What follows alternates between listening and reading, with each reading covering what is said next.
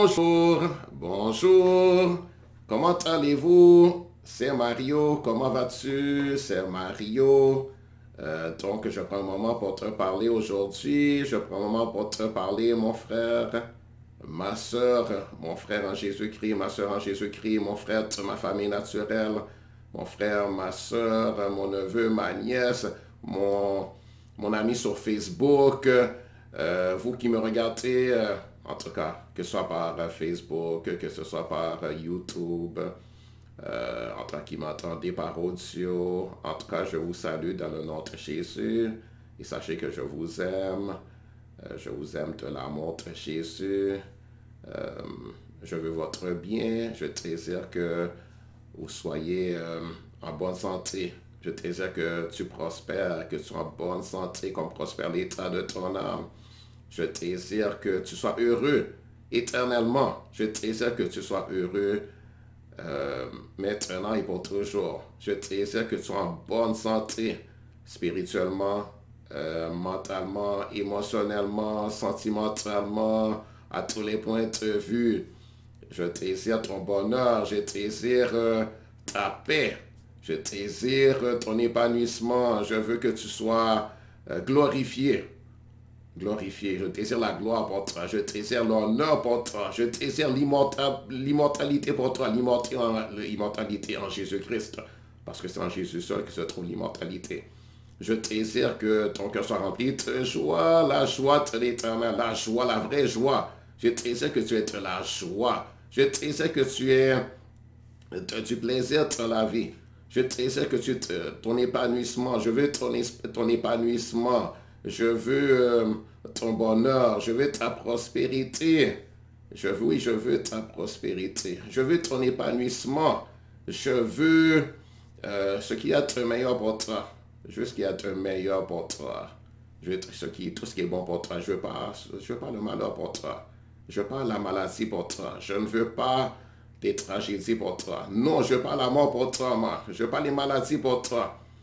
Je ne veux pas que le diable t'oppresse. Je ne veux pas que le malin puisse se jouer de toi. Je ne veux pas que le malin puisse te séduire et te tromper. Non. Mais que le malin soit très confus dans ta vie. Qu'il ne puisse pas te toucher. Que tu sois sous la protection de Dieu. Que tu puisses jouer la protection du Dieu très haut. Que tu puisses être en bonne relation avec Dieu. Que tu puisses prospérer par la main de Dieu lui-même. Que tu puisses prospérer. Et que tu puisses aller de gloire en gloire, de victoire en victoire, que tu aies une espérance vivante, une espérance qui ne sera pas déçue, une espérance qui ne sera pas déçue. Que Dieu te bénisse aujourd'hui, que le Dieu Tout-Puissant te bénisse et te fasse du bien. Donc aujourd'hui, je continue sur le sujet de la prière. Et aujourd'hui, je vais vous parler de quelques obstacles à ôter de votre chemin. Quelques obstacles à ôter de ton chemin. Quelques obstacles à la prière. Quelques obstacles, des choses qui font obstacle à tes prières, qui empêchent tes prières d'être exaucées, qui empêchent Dieu de te bénir comme Dieu voudrait te bénir, comme Dieu veut te bénir. Des obstacles, des choses qui sont sur le chemin, qui sont un bloc sur le chemin, qui empêchent comme la communication entre toi et Dieu, qui empêchent les bénédictions de couler, qui empêchent les miracles d'arriver, qui empêchent ta prospérité, qui bloquent, qui sont un obstacle à ce que tu prospères, à ce que tu sois guéri de maladies, d'infirmités, de blessures, de meurtrissures qui empêchent que tu reçoives ce que Dieu a pour toi, qui empêche que tu entendes aussi la voix de Dieu, parce que Dieu parle, et Dieu veut te parler, tout ce qui est un obstacle à ce que Dieu te parle, qui est un obstacle à ton intimité avec Dieu, qui est un obstacle à ta relation avec le Dieu Tout-Puissant, Créateur des cieux et de la terre, tout ce qui t'empêche de te voir Dieu, tout ce qui t'empêche de t'entendre Dieu, et ce qui empêche Dieu de t'entendre, pas que Dieu a des problèmes à entendre, hein? Dieu n'est pas sourd. Il n'est pas sourd, mais il y a des choses qui l'empêchent de t'entendre, dans le sens qui l'empêchent de t'écouter, d'agréer ta prière, qui l'empêche de réaliser pour toi toi, tu voudrais qu'il réalise pour toi, qu'il fasse pour toi, les choses que tu voudrais qu'il exécute pour toi. Hein? Donc, les obstacles doivent être ôtés. Hein? Gloire à Dieu. Afin que ça coule. Afin que ça coule, que vraiment le canal de communication soit il n'y a rien qui bloque, il n'y a pas d'empêchement. Gloire au Seigneur, il n'y a rien qui vienne faire perturbation, il n'y a rien qui vienne causer du trouble, qu'il n'y a rien qui puisse empêcher Dieu de te faire pour toi les grandes choses qu'il veut faire pour toi et que toi tu désires. Ce que tu désires, ce que tu espères, ce qui fera la joie de ton cœur, ce qui fera la satisfaction, le contentement de ton cœur, ce qui va réjouir ton cœur, ce qui va te donner de quoi célébrer, te réjouir, être content, être satisfait. Gloire à Dieu, gloire au Seigneur, gloire à l'Éternel, gloire au Seigneur. Dieu, le Seigneur veut ton élargissement, il veut ta prospérité, ça c'est sûr et certain. Dieu veut ton bien, le Dieu qui t'a créé et qui a de l'amour pour toi. Dieu t'aime. Le Dieu Tout-Puissant, le Dieu que je connais, le Dieu que je sers, le Dieu que j'adore, le Dieu avec qui j'ai relation. D'ailleurs, il y a un seul Dieu. Hein? Et le Dieu véritable, c'est le Dieu d'Abraham, d'Isaac et de Jacob. Le Dieu d'Abraham, d'Isaac et de Jacob. Le Dieu d'Israël, c'est lui le vrai Dieu. Qui est le Dieu de l'Église aussi. Hein? Le Dieu de l'Église, le Dieu qui a établi son Église et qui a dit que les portes du séjour trémont ne prévaudront point contre son Église.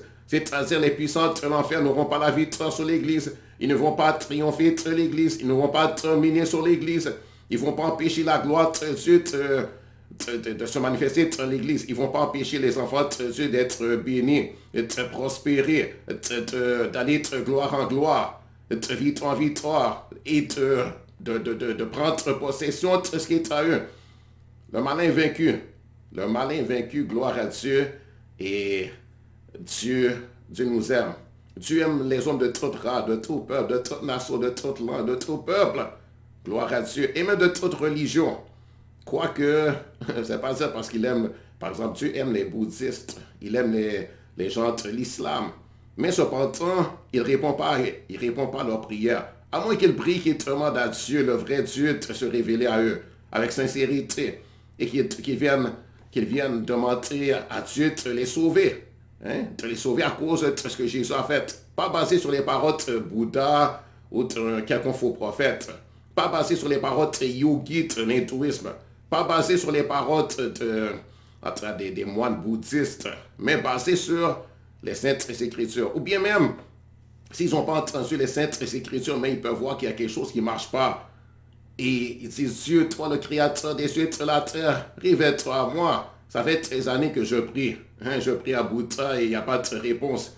Dieu, révèle-toi à moi qui tu es.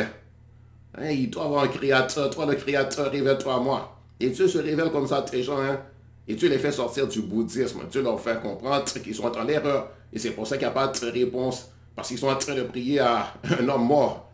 Hein, et selon des faussetés, des mensonges. Et ils ont cru qu'on leur a menti. On leur a enseigné des mensonges dans le bouddhisme.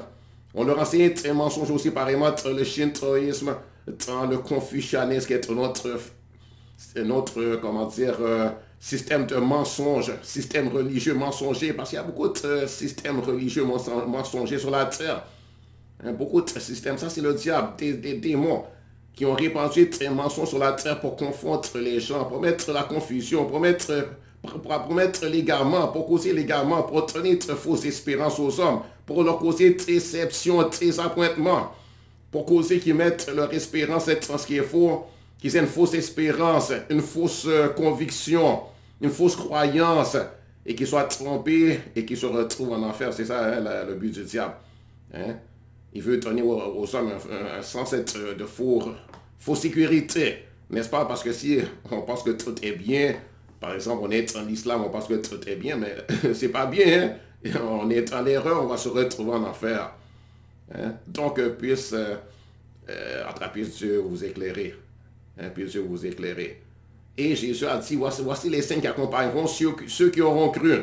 En mon nom, ils imposeront les mains aux malades et les malades sont guéris. En Jésus, les malades sont guéris. Ceux qui croient en Jésus, hein, Jésus accompagne leur parole, notre prédication, notre prière. Hein? Il accompagne la parole, sa parole dans nos bouches, sa parole qu'on a cru, qu'on proclame.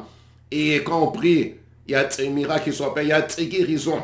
Hein? Guérison, on parle de guérison, guérison de maladies que les hommes disent incurables. Oui, il y a des maladies que les hommes n'arrivent pas à guérir, mais en Jésus, toutes ces maladies-là sont guéries. Que ce soit maladie de Parkinson, d'Alzheimer, l'autisme et le sida, les cancers, toutes les formes de cancer possibles et imaginables, il y en a beaucoup. Les cancers et toutes les maladies sont guéries. Il suffit que la personne croit en Jésus vraiment et mette son espérance en Jésus. Il y a la guérison en Jésus, toute maladie, infirmité, troubles, meurtrissures, blessures, etc. En Jésus, il y a la résurrection même. En Jésus, il y a la résurrection et la vie. En Jésus, il y a les miracles, il y a les prodiges. Les démons sont chassés. Nous, les chrétiens, les enfants de Jésus-Christ, les disciples de Jésus, les enfants de Jésus, nous chassons les démons. Nous expulsons les démons de corps. Ceux qui sont possédés, nous les délivrons, nous les mettons en liberté. Pas par notre puissance personnelle, mais par la puissance de Jésus qui est avec nous, qui est en nous. Et par l'autorité que Jésus nous a donnée. Nous chassons les démons, nous expulsons les démons, nous libérons les captifs, ceux qui sont esclaves du malin, prisonniers, dominés, oppressés par le diable, possédés de démons qui les possèdent, qui les maîtrisent, qui dominent sur eux, qui les écrasent, qui les humilient. Nous les rendons libres. Et ça, c'est preuve que Dieu est avec nous aussi. C'est un signe. Gloire à l'Éternel, béni soit l'Éternel, gloire à Dieu, gloire au Seigneur. Même nous ressuscitons les morts. Jésus a traversé pour voir ses disciples, pour ressusciter les morts. Il le fait, il ressuscite les morts de temps en temps. Gloire à Dieu, béni soit l'Éternel. Et il y a aussi, vous savez, il y a aussi quelque chose de mort spirituelle. Quand quelqu'un est séparé de Dieu, il y a la mort. Mais Jésus, par la parole de Dieu, nous avons la vie à l'esprit de ses hommes. Gloire à Dieu, béni soit l'Éternel, gloire à Dieu. En Jésus, il y a la vérité. La vérité est en Jésus. Jésus, la vérité, est le chemin, la vérité, la vie. Nul ne va à Dieu autrement que par Jésus. En Jésus, il y a la paix. En Jésus, il y a l'amour. En Jésus, il y a la vraie joie. Même lorsqu'il y a un deuil dans la famille, même lorsque quelqu'un est décédé, il y a la joie, il y a la paix, il y a l'espérance. Gloire au Seigneur, gloire à l'Éternel. Nous, les enfants de Dieu, nous, les enfants de Dieu, nous ne sommes pas dans le chagrin, dans les lamentations. On n'a pas peur, du Covid. On n'a pas peur des maladies. On n'a pas peur des virus et des bactéries. On n'a pas peur.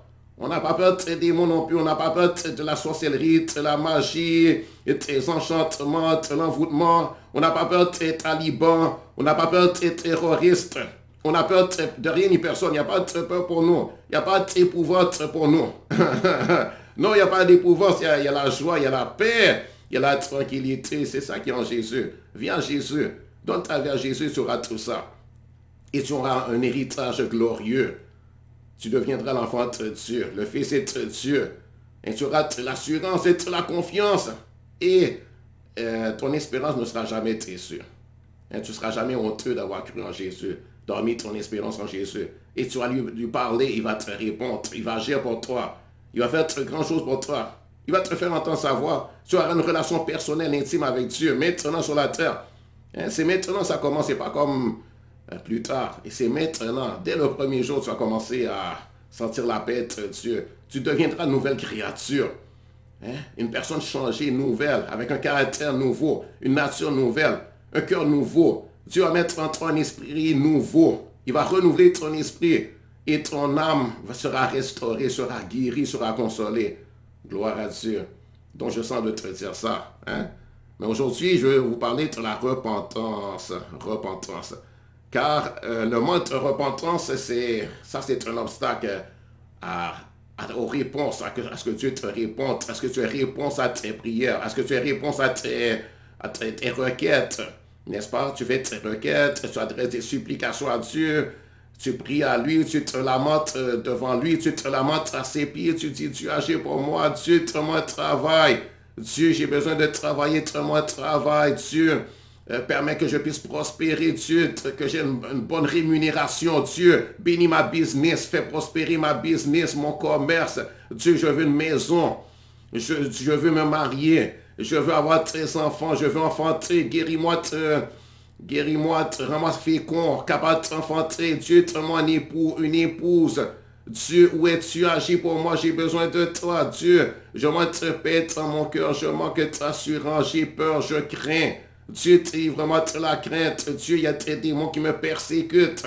Il y a des démons qui m'oppressent. Il y a des démons qui me font du mal. J'arrive pas à dormir.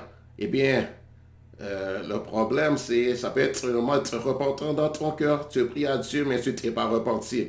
Tu veux la bénédiction de Dieu, mais tu ne t'es pas repenti. Hein, tu veux que Dieu te fasse du bien. Tu veux que Dieu honore ta prière, qu'il te réponde, qu'il agisse pour toi puissamment, qu'il relâche qu'il parle pour toi, qu'il ouvre tes portes pour toi de bénédiction, qu'il empêche les démons de te faire du mal. Mais si tu ne te repens pas, ça ne marchera pas sur un problème. Parce que Dieu nous dit de nous repentir. Hein? Dieu a dit il faut se repentir. Et pas juste vouloir la bénédiction, pas juste te montrer que Dieu fasse ceci, cela, qu'il fasse tout pour toi, mais toi, tu ne veux pas lui obéir. Si toi, tu ne veux pas obéir, tu ne vas pas te repentir, tu ne vas pas renoncer à toi-même, tu ne vas pas renoncer à tes péchés, mais tu vas être béni, hein? Mais ça ne marchera pas. Tu veux que Dieu t'honore, tu veux que Dieu envoie ses anges en mission pour te secourir, te délivrer. Tu veux que Dieu parle et que les ennemis soient mis en fuite. Tu veux que la sorcellerie n'ait aucun effet sur toi, la sorcellerie, trésor n'ait aucun effet, que la magie fait contre toi ne puisse pas Dieu te réussir, mais tu ne veux pas obéir à Dieu. Ça ne marchera pas, il faut que tu te repentes. N'est-ce pas? Il faut que tu te repentes, il faut que tu commences à écouter Dieu aussi. Hein? Il faut que tu acceptes de faire ce qu'il te dit. N'est-ce pas? Jésus a dit que celui qui l'aime, c'est celui qui garde ses commandements. N'est-ce pas? Et donc, il faut faire ce que Dieu dit. Donc, le manque de repentant dans ton cœur, s'il y a un manque de repentance, sûrement il y a un obstacle. Sûrement c'est un problème. Sûrement il faut se repentir. Car si une personne ne veut pas se repentir, ne veut pas renoncer à ses péchés, à sa vie de péché, ne veut pas arrêter de pratiquer le péché. Hein, on parle de pratiquer. C'est pas que, on parle pas que tu as péché par moment, par accident comme ça, mais on parle de pratiquer. Tu pratiques la chose, c'est-à-dire, c'est la chose habituelle pour toi. Tu ne veux pas y renoncer, tu aimes ça, et puis tu continues tu continues à pécher encore et encore, mais tu veux la bénédiction de Dieu. Même si tu vas à l'église, même si tu es dans l'assemblée d'église, tu entends la parole, tu entends les prédications, les messages, les enseignements, tu dis même Amen, Amen, Amen, pasteur, mais tu ne te repens pas. Tu écoutes et puis tu t'en vas, tu continues ta vie comme si rien n'était, comme si tu n'avais pas parlé du tout. Hein? Tu ignores ce qu'il te dit, mais tu veux être béni. Ça ne marchera pas, il faut que tu te repentes. Il ne faut pas que tu te trompes toi-même. Après, si tu pensais que ça allait bien quand même, et puis Dieu va te répondre, sache que c'est pas vrai. Tu te trompes. Il ne faut pas le faire. N'est-ce pas? Si quelqu'un ne veut pas faire la volonté de Dieu, mais veut juste obtenir la bénédiction de Dieu et tous les bienfaits de Dieu sans se soumettre à lui, sans accepter sa parole, sans accepter ses commandements et ses instructions et ses ordonnances, alors cette personne ne peut pas non plus marcher dans la bénédiction de Dieu. Cette personne ne peut pas marcher dans la bénédiction de Dieu. Dieu ne pourra pas combler cette personne de ses bienfaits, de ses grâces, de ses faveurs. Hein? Les prières d'une telle personne, d'une personne ayant le cœur non repentant, ne seront pas écoutées, ne seront pas reçues de Dieu, ne seront pas exaucées, ne seront pas agréées. Dieu ne va pas relâcher sa puissance pour exécuter des choses en faveur de cette personne, pour lui apporter délivrance, guérison, restauration, pour lui, en tout cas pour chasser les démons en sa faveur, pour lui apporter la paix et la joie et toutes les bonnes choses, toutes les choses qui sont pour ceux qui sont repentants, qui sont pour ceux qui écoutent Dieu, qui sont pour ceux qui acceptent ce que Dieu dit, qui se repentent, n'est-ce pas? On parle de se repentir. On ne parle pas d'être parfait comme si tu ne fais jamais rien, mais ici on parle de repentance, n'est-ce pas? Hein, c'est une question d'attitude. Hein? Si toi tu te repens, n'est-ce pas? Mais il t'arrive de pécher, puis même si tu retombes encore dans le péché, mais tu résistes le péché, tu hais le péché, tu détestes, tu résistes, et tu pries Seigneur, délivrement, et puis tu fais tout ce que tu sais pour être délivré du péché, c'est pas ton cas. C'est pas, toi, ce n'est pas quelqu'un qui refuse de se repentir. Tu te repens et tu fais la guerre au péché. Le péché te fait la guerre. Tu vois, tu luttes contre le péché, tu fais violence. Hein, et puis le péché, c'est pas le cas. Mais s'il y a des gens qui ils sont confortables dans leur péché, ils aiment le péché, ils ne veulent pas se repentir. Hein, et ils sont là, puis bon, c'est juste Dieu bénis-moi, Dieu fait ceci pour moi. Ils croient que Dieu est bon. Oui, Dieu est bon. Ils savent que Dieu est bon. Hein? Et puis même, ils ont même goûté. Dieu a fait déjà pour eux. Hein? Dieu a pu t'avoir déjà fait beaucoup de bien. Hein? Il t'a guéri même. Il a fait toutes sortes de bonnes choses pour toi. Et il a attendu que tu te repentes. Hein? Il a attendu que tu te repentes. Il t'a donné le temps de te repentir. Puis tu ne te repens pas. Mais il va couper la bénédiction. Quand les gens vont prier pour toi, le pasteur peut prier pour toi. Et il n'y aura pas de réponse. Alors qu'avant, il peut avoir prié pour toi. Il t'a vu très grandes choses. Mais maintenant, hein, Dieu s'attend que tu te repentes. Il t'a montré sa bonté, sa miséricorde, son amour, sa compassion, sa puissance. Et il t'appelle à te repentir encore et encore. Tu réponds pas, tu ne te repens pas. Tu continues ton péché. Tu ne demandes pas pardon. Tu ne te conformes pas à sa parole. Tu ne te soumets pas. Eh bien, lui, il ne pourra pas te bénir non plus. Il ne pourra pas faire pour toi ce qu'il promet à ceux qui lui obéissent, à ceux qui honorent, hein, à ceux qui se repentent, à ceux qui se repentent, à ceux qui acceptent sa parole, qui se mettent en accord avec lui. Tu ne pourras pas avoir ces bénédictions-là. Hein?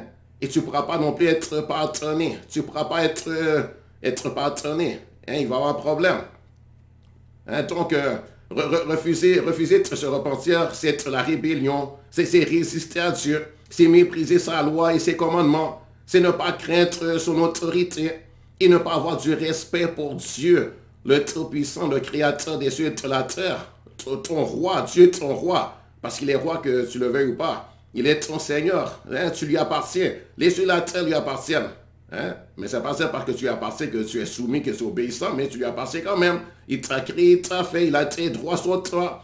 Il y a l'autorité sur toi, même si tu résistes à son autorité. Donc il faut se repentir. Car refuser de se repentir est grave. C'est se penser plus intelligent que Dieu, plus sage que Dieu. Refuser de se repentir, c'est s'élever soi-même au-dessus des lois de Dieu. Et en quelque sorte vouloir se proclamer soi-même un Dieu. Et capable de faire comme bon nous semble. Hein? Donc, refuser de se repentir, c'est s'élever soi-même comme au-dessus des lois de Dieu et encore, en quelque sorte, vouloir se proclamer soi-même un Dieu et capable de faire comme bon nous semble. Donc, conclusion, la repentance est obligatoire. On ne peut pas jouer avec ça. Hein? La repentance est obligatoire, mais on ne peut pas jouer avec ça. Alors, empressons-nous de nous repentir et demeurons repentants. Donc après son nom, te repentir, empresse-toi de te repentir et demeure repentant. Hein? Il faut demeurer repentant, il ne faut pas retourner dans le péché. Hein? Il ne faut pas dire, ok, maintenant je suis pardonné, tout va bien. Et puis tu vois que Dieu, la bénédiction te secoue et après, elle dit, ok, maintenant je peux me relâcher, je peux retourner parce que... non, il faut continuer d'être repentant. Hein? Parce qu'il y a un ennemi, le diable, qui voudrait bien qu'on retourne dans le péché, qu'on retourne dans les anciens péchés de débauche. Par exemple, être d'adultère, n'est-ce pas, débauche, adultère. Le diable, il est trompeur. Hein? Hein? C'est lui, par exemple, qui a causé Salomon. Hein? Salomon qui aimait Dieu, mais il est très négligent. Salomon est très négligent, il est très nonchalant. Hein? Et Dieu avait dit de ne pas prendre de femmes étrangères. Hein? Les femmes étrangères, pas parce qu'ils étaient d'une autre nationalité, mais parce que ces femmes-là adoraient tes idoles, tes faux dieux. Elles étaient dans un culte idolâtre. Elle croyait, elle était dans une religion qui est un mensonge et qui n'adore pas le Dieu d'Israël. Et donc, ces femmes-là n'étaient pas bonnes pour Salomon, roi d'Israël. Salomon, l'homme sage. Mais Salomon avait de la sagesse, il comprenait, il savait quoi faire. Hein, il avait entendu la parole de Dieu, il avait très bien compris, mais Salomon avait refusé de se soumettre à l'ordre que Dieu avait donné à Israël, à tout Israël, y compris au roi d'Israël, de ne pas marier de femmes étrangères, de femmes idolâtres. Hein, de femmes idolâtres, par exemple, bon, dans ce temps-là, il y avait toutes sortes de religions comme maintenant, aujourd'hui, n'est-ce pas? Donc, disons que Salomon est un chrétien, dans le sens d'aujourd'hui, n'est-ce pas? Et puis Dieu dit aux chrétiens de ne pas marier une femme musulmane. On ne peut pas marier une femme musulmane. Elle n'a pas la même foi que nous. Elle n'a pas la même croyance que nous. Elle n'a pas le respect que nous, on a pour Jésus. Elle ne croit pas en notre Jésus. Hein? Elle n'en a pas Jésus. Elle n'attend pas Jésus. Elle ne croit pas les paroles de Jésus. Elle ne va pas se soumettre aux paroles de Jésus. Hein? Et puis, elle a notre système de pensée. Elle a notre mentalité, notre croyance. Et elle attend un autre qui est Allah. Et elle croit les paroles d'une autre personne qui lui dit des paroles qui sont totalement contraires à ce que le Dieu de la Bible nous dit. Et Dieu dit de ne pas marier, par exemple, un musulman. Hein, comme Salomé a dit de ne pas marier entre cela des religions de son temps. Comme nous, Dieu nous dit de ne pas marier une femme musulmane. Ou bien si tu es un homme, si tu es une femme, de ne pas marier un homme musulman. Ou de ne pas marier un bouddhiste, un shintoïste, un vaudouisant. De ne pas marier quelqu'un non plus qui est une fausse église. Hein? Qui a des fausses églises, comme par exemple, il y a la fausse église très mormon, qui s'appelle les Saints Derniers Jours. C'est une fausse église. De ne pas marier ceux-là qui sont dans une fausse église. Hein? Et de ne pas marier ceux-là qui sont dans une religion totalement païenne, une religion idolâtre comme l'islam, bouddhiste, shintoïste, confucianiste. Et il y en a d'autres, vous connaissez. Et Salomon, lui, n'a pas écouté ça parce que les femmes étaient très belles. Il disait, moi, je suis un homme sage, je suis intelligent, je suis sage, je connais Dieu, j'aime Dieu. Même si je les marie, il n'y a pas de problème. Moi, elle ne peut pas m'amener à l'idolâtrie. Non, non, non, je ne vais pas rejeter, jamais je vais rejeter Dieu pour la femme. Hein? Elle peut faire ce qu'elle veut. Et puis, de toute façon, moi, je vais lui prêcher la parole de mon Dieu. Et elle va finir par croire. Elle va finir par se convertir. C'est elle qui va se convertir, pas moi. Hein? Et puis, il s'est donné des raisons hein, pour le faire, pour marier des femmes idolâtres, des femmes qui adorent d'autres dieux, qui ont d'autres croyances, d'autres cultes, n'est-ce pas? Et puis bien, vraiment, il a péché, parce que Dieu a dit de ne pas le faire. C'est très interdit, il l'a fait, et il l'a fait encore et encore. Il a marié beaucoup de femmes étrangères, donc il a désobéi encore et encore, et ça a causé beaucoup de troubles dans sa vie, et Dieu l'avait rejeté. Dieu l'avait puni, Dieu lui a fait des réprimandes et son cœur s'était vraiment durci. Il a même été jusqu'à offrir ses enfants à des idoles, à faire des sacrifices. Hein? Il a tué ses enfants, offert un sacrifice aux idoles parce que ses femmes voulaient ça. N'est-ce pas? Donc, et Jean le Baptiste avait dit dans Matthieu chapitre 3 pour parler de la repentance, Matthieu chapitre 3 verset 11, il a dit, moi je vous baptise d'eau pour vous amener à la repentance. Mais celui qui vient après moi est plus puissant que moi. Et je ne suis pas digne de porter ses souliers. Lui, il vous baptisera du Saint-Esprit et de feu. Et il est écrit dans Marc chapitre 1, verset 4. Jean parut, baptisant dans le désert et prêchant le baptême de repentance pour la rémission de tes péchés. Et rémission de tes péchés, c'est-à-dire pour le pardon des péchés. Jean-Baptiste envoyé pour prêcher la repentance et annoncer la venue du Messie, a dit, dans Luc chapitre 3, verset 8, produisez donc des fruits dignes de la repentance et ne vous mettez pas à dire en vous-même, nous avons Abraham pour père, car je vous déclare que c'est Pierre, Dieu peut susciter des enfants Abraham. Jésus, notre libérateur, venu nous affranchir de l'esclavage aux mains du diable et du péché, a dit aux pharisiens dans Luc chapitre 5, verset 32, je ne suis pas venu appeler à la repentance des justes, mais des pécheurs. Oui, Jésus a dit, je suis venu appeler à la repentance. Et il est venu appeler les gens à la repentance, les hommes à la repentance. Jésus a dit que la repentance d'un seul homme apporte de la joie au paradis parmi les anges du Seigneur et dans le cœur de Dieu, le Père Céleste. Comme cela nous est rapporté dans ce passage de Luc chapitre 15, verset 7. Il dit eux-mêmes, je vous le dis, il y aura plus de joie dans le ciel pour un seul pécheur qui se repent que pour 99 justes qui n'ont pas besoin de repentance. Donc nous voyons clairement que la repentance est exigible pour être disciple de Jésus et pour parvenir à la vie éternelle, pour marcher avec Dieu, pour être béni, pour avoir nos prières exaucées, répondues, pour que Dieu nous fasse prospérer, que Dieu nous guérisse, que Dieu fasse des merveilles pour nous, des merveilles, des prodiges, pour être intime avec Dieu, pour grandir dans l'intimité, pour grandir dans la foi, pour être fort, etc.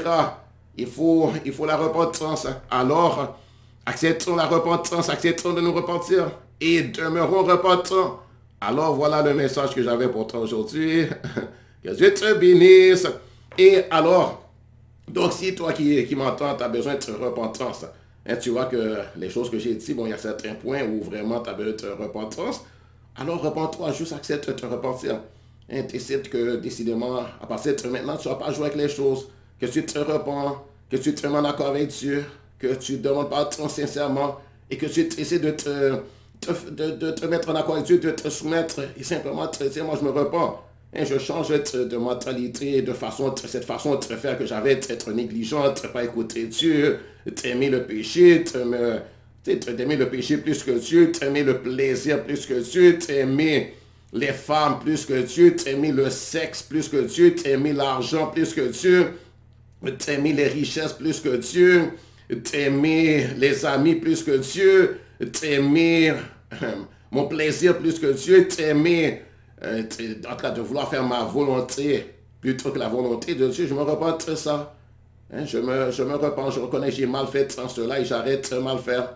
J'ai essayé de bien faire, j'ai essayé de me soumettre et je me repens, je m'abaisse devant Dieu. Je reconnais que Dieu a raison et que moi j'ai mal fait, hein, que j'ai péché et je te rends pardon à Dieu. Si tu veux faire ça, fais cette prière avec moi. Dis Dieu, Dieu créateur des cieux et de la terre, Dieu de mon Seigneur Jésus, Dieu de Jésus le Seigneur, Dieu, je te demande pardon.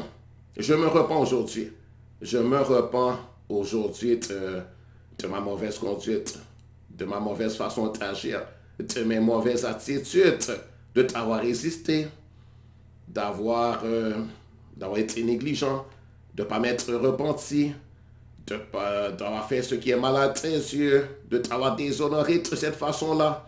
Je me repens d'avoir péché, je me repens de mes péchés, de mes iniquités, de mes méchancetés, en tout cas, je me repens d'avoir mal agi envers toi. Je me repens, pardonne-moi. Pardonne-moi, je change d'attitude. Je change de pensée sur les choses.